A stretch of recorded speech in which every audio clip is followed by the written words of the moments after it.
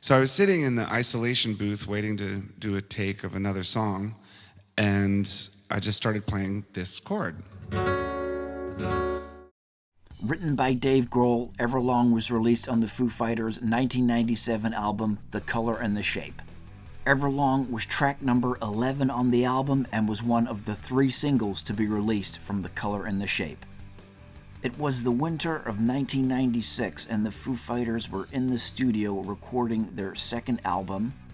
Grohl was in the isolation booth waiting to do a take of another song when he struck the first chord to Everlong. Grohl explained, "I'm not a trained musician, so I don't know what chord that is," but said that it reminded him of Sonic Youth, one of his favorite bands. So I was kind of playing with it, and then I kind of realized, oh, well, I could do that as well. What's that chord? No clue. Don't know what it's called. Don't know anything about guitar. But I realized you could sort of move it around. And so in between takes, I would kind of mess around with this thing, strum around with it. At the time, Grohl was going through a divorce with then-wife Jennifer Youngblood, and explained this as a very difficult time for him, and how playing those chords, which were in drop D tuning, somehow helped him to connect what he was going through. The band were taking a break over Christmas in '96, and Grohl wanted to record the song quickly so he didn't forget it. So he went over to a friend's studio and recorded a demo. Without having it fully formed, I just kind of went in, I put down a drum track, I put down the guitars and the bass, and I sang it into a microphone for the first time. And it did seem to make sense. The lyric and the melody at the time where I was, emotionally, it all made sense. While the music for Everlong was inspired by the ending of one relationship of Grohl's, the lyrics came from a different place. After separating from his wife, Grohl had began dating Louise Post, the frontwoman for the band Veruca Salt.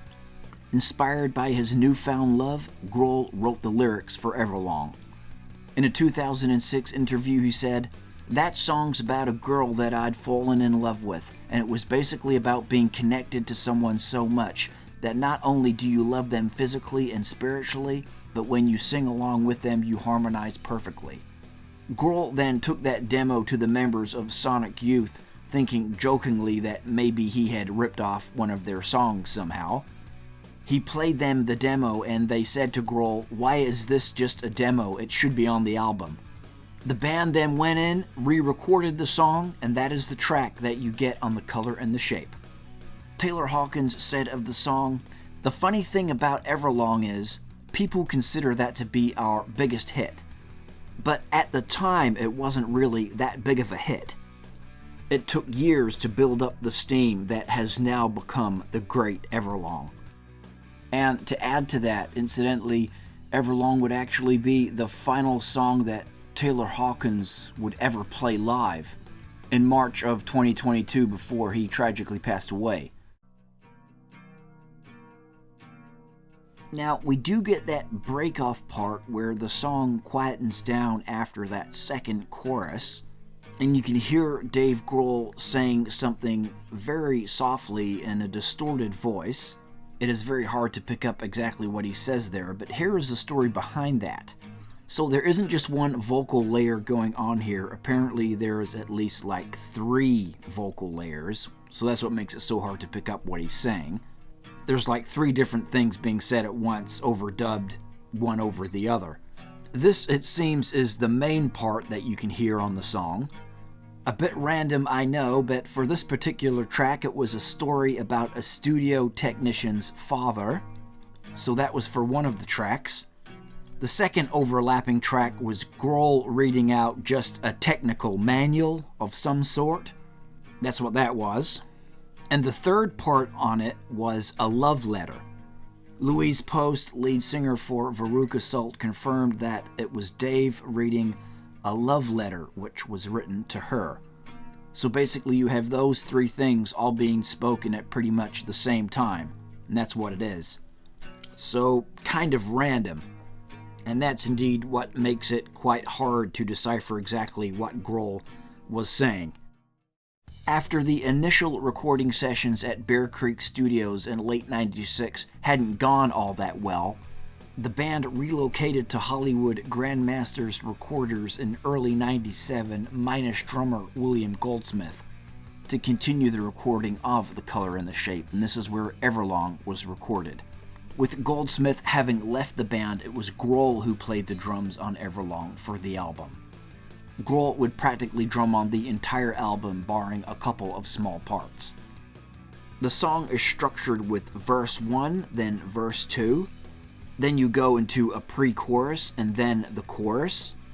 We come back for verse 3, then pre-chorus and chorus once again.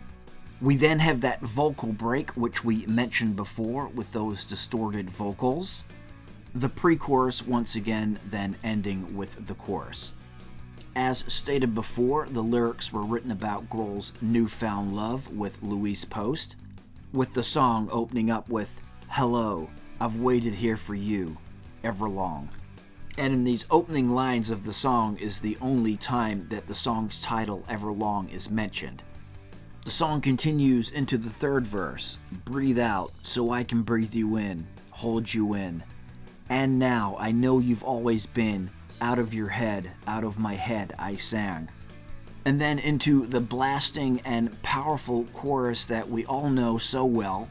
"If everything could ever feel this real forever, if anything could ever be this good again, the only thing I'll ever ask of you, you've got to promise not to stop when I say when," she sang.